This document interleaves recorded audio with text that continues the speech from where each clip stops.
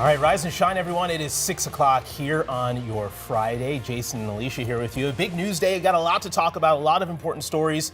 And also, on top of all that, it is a weather worn day. I know. I thought we were past these in terms of snow, but that's not the case, Guy. It's happening. That is not the case. It is happening, too, and accumulating snow. Just when we started to make some progress and actually see the grass. It was funny. Earlier in the week, I was calling family and friends like, hey, y'all, we're just now seeing the ground in Minnesota, but that will shift. It's just that time of season. Let's dive right into it because we have more snow in the forecast, but with 50s, more 50s in the 7-day. And obviously, as we get deeper into the season of spring, we'll still see the snow recede and snow melt, of course. All right, so take a look at this. Winter weather advisories live through 7. Some slick spots still out there on the roads this morning. But in these specific counties and areas of the state, not so much here in the metro. You have to travel north or southwest to find those slick conditions this morning. And that's what we're finding on radar. A wintry mix, areas with snow, pockets of sleet with this pink color that you're finding. A glaze on roadways, just a sheet of ice in some areas of the state. Again, this is off to the south and west. Even lightning strikes already recorded to the south and west. So really finding that thunder snow in some portions of the state this morning. The rest of us mainly quiet. We do have a little possible thunderstorm here just south of Mankato, and this will continue to track eastward. Things won't intensify until later on. There's our snowmaker off to the west over Rapid City. I'll be tracking that out throughout the morning. Thank you so much, Guy. And if you're just joining us, want to get you up to speed on the situation in Blaine.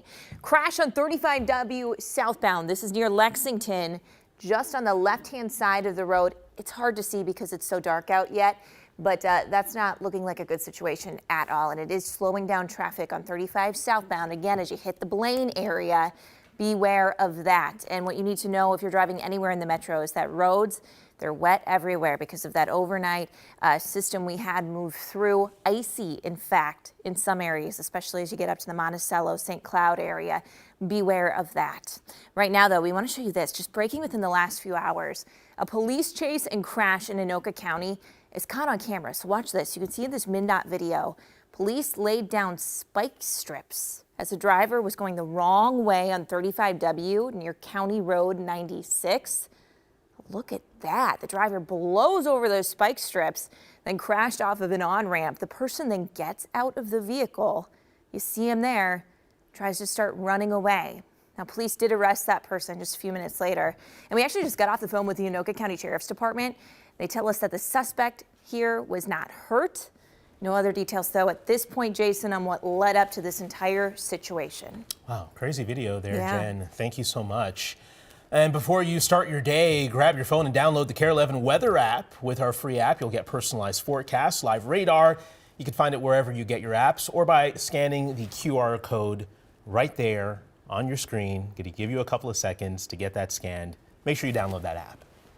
Lawmakers are on their way to Raymond, Minnesota right now, the site of that big train derailment we were reporting on yesterday on Sunrise. Yeah, and we've learned within the last hour there are still flames coming from the crash site.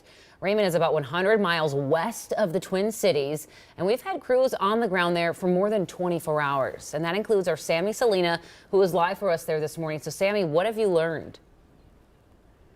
Good morning. So Senators Amy Klobuchar and Tina Smith, as well as Representative Michelle Fischbach, they will be here in a matter of hours meeting with the mayor, touring the wreckage and just getting the latest information. And you're exactly right. Occasionally you can see some flames coming from the cars, which means more than 24 hours later, there are cars still on fire. Crews, they have been here all night trying to clear up as much as they can. So 22 cars of a BNSF train were derailed yesterday morning, forcing residents to be evacuated, but they have since returned to the area. Luckily, there are no injuries. According to the company, the cars were carrying corn syrup and ethanol. Officials tell us that they are monitoring the water and air, and so far, there is nothing of concern that they've detected. BNSF said they're sorry that this happened. We are working with NTSB to be able to get their go-ahead to be able to move into the site and begin to clean up and remediate and to put out the fires. So with that, again, I want to apologize to all of you for the disruption. So they are waiting orders from the NTSB That's the agency investigating the cause, and that agency is expected to arrive sometime in the night. They're also awaiting the NTSB to really start the bulk of the cleanup. They just have to wait for that go-ahead. Back to you. All right, Sammy, live for us in Raymond this morning. Thank you. And we're continuing our coverage of that derailment in our next half hour, and we're going to stay on top of the story all throughout the day. You can also find updates on KARE11.com and on all of our social media platforms.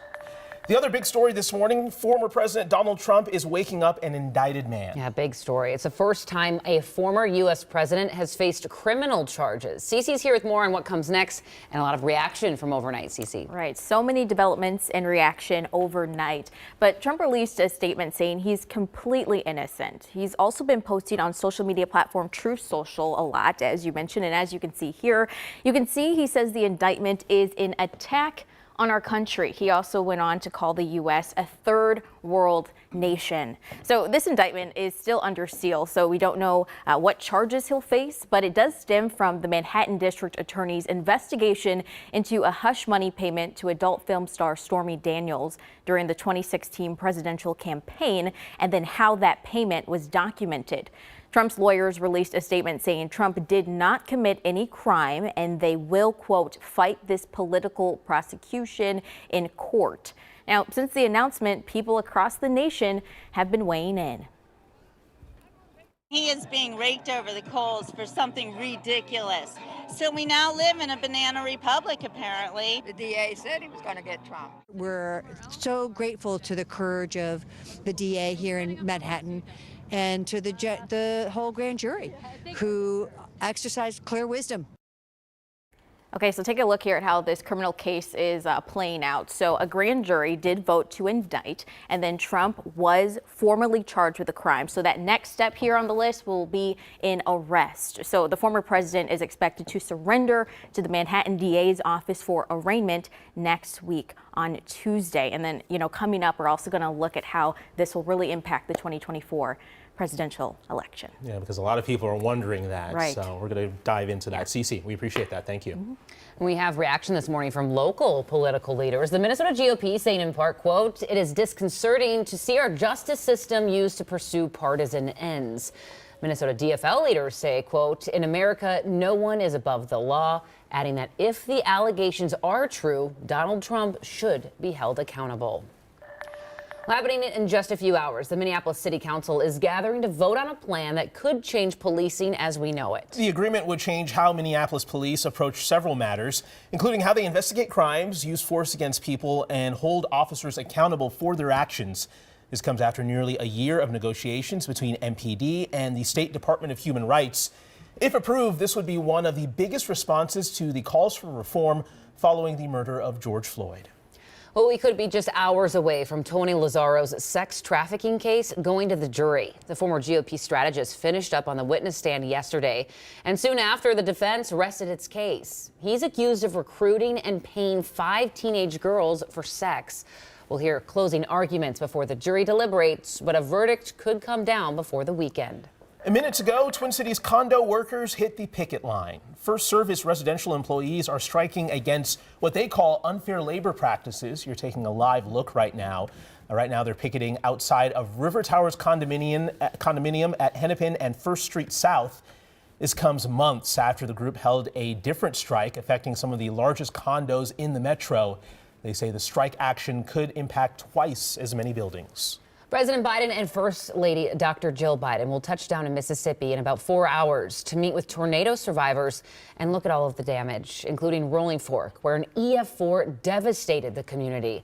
President Biden declared the state a federal disaster zone and recovery efforts are ongoing, but could be put on hold as another round of severe storms will roll in this weekend. And the weather is still a huge story across the country. More than 65 million people are at risk of experiencing some kind of severe, possibly deadly weather. That includes cities like Chicago, St. Louis, Little Rock, and Indianapolis. And of course, Guy has been really talking about this system all week. And of course, today is a weather-worn day for us here too. Live look outside this morning where the rain has calmed down a little bit, but Guy, things are going to pick up later on this evening. Absolutely. And you know what? Right now, I'm starting to see a light mist forest in the KARE 11 yard. This is different. Earlier this morning, it was really just completely dry and just wet pavement. And obviously, wee hours of the morning, if you were still sleeping, showers and storms rushed through the portions of the metro. We, again, saw our first flashes of lightning of the season and then our first rumble of thunder. So it was cool to see, nothing severe. But the weather warn day today is due to the snow on the way. So let's break it down. Heavy rain turning to a burst of snow tonight after sunset time, transitioning near, again, sundown, sunset time this evening. We could see 1 inch per hour. So this will be heavy, wet, thick snow on the way. But let's break down the next 12 hours. 9 a.m., just a couple more showers rolling through. So this mist that I'm finding, this little mist, will intensify to just some light showers. And then we'll find another break. So just kind of off and on periods with some light rain. Now, once we get into about 1 o'clock, 3 o'clock, things look to be more steady and widespread. Couple rumbles of thunder by 5, heavy rain by 7.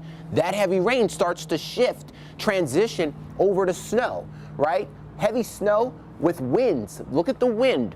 Northeast, 23 miles per hour. So wind, snow, heavy snow, snow now coming down sideways, right? Not coming straight down. It's going to be coming down sideways.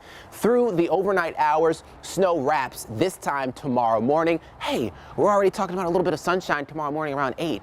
So, if you can just wait this one out Friday night, right? If you don't have any work plans or anything to do, it's Friday night. Maybe you can cozy on up. So winter weather advisory lives right now. This is all a part of the round 1 that occurred last night and into this morning. So this will quickly expire 7 a.m. And then our next round, we'll see that winter storm warning kick in this evening, which will expire tomorrow morning. So just a whole 2 to 3 piece combo working its way through as we speak. And then we'll see better conditions on the way for Sunday and also Monday.